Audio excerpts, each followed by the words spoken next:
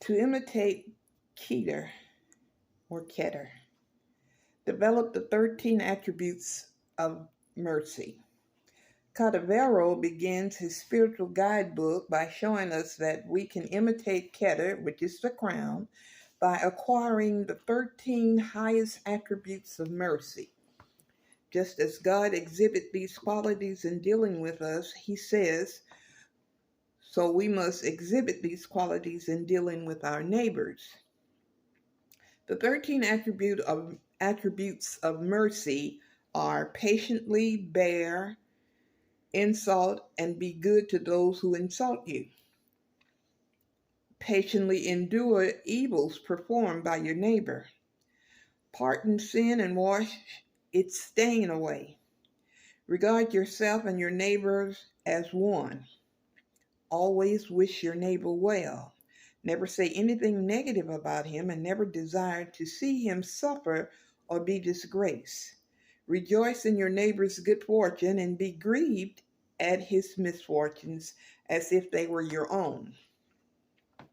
Do not stay angry with others, even when they persist in sinning.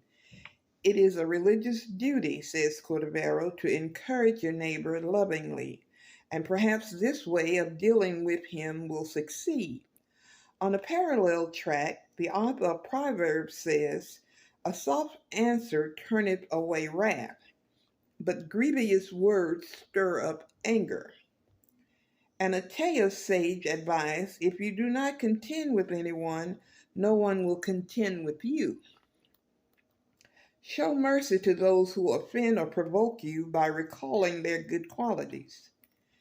Do not harbor resentment against anyone who offends you. If your neighbor repents of a misdeed, show him a greater degree of kindness and love than formerly. Always remember the good your neighbor has done and forget the evil he has done. Do not hate or judge those who suffer. Welcome those who suffer and are punished and save them from their enemies.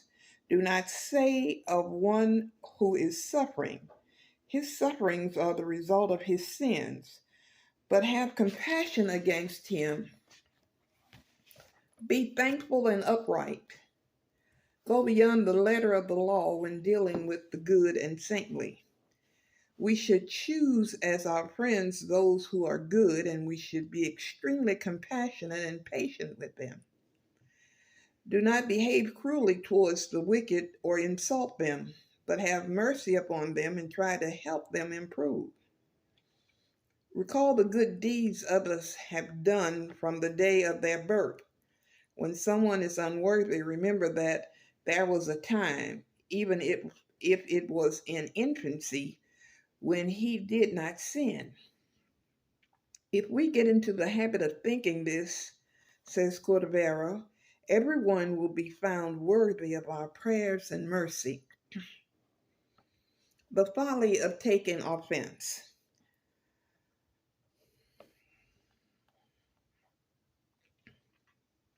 Studying Cordovero's guide on how to acquire the 13 attributes of mercy reminds us of an essay by Mary Baker Eddy, the founder of Christian Science.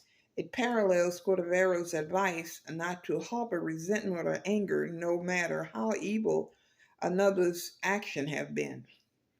Her essay entitled Taking Offense had a profound impact on me when I read it as a college student. Mrs. Eddy writes, the mental arrow shot from another's bow is practically harmless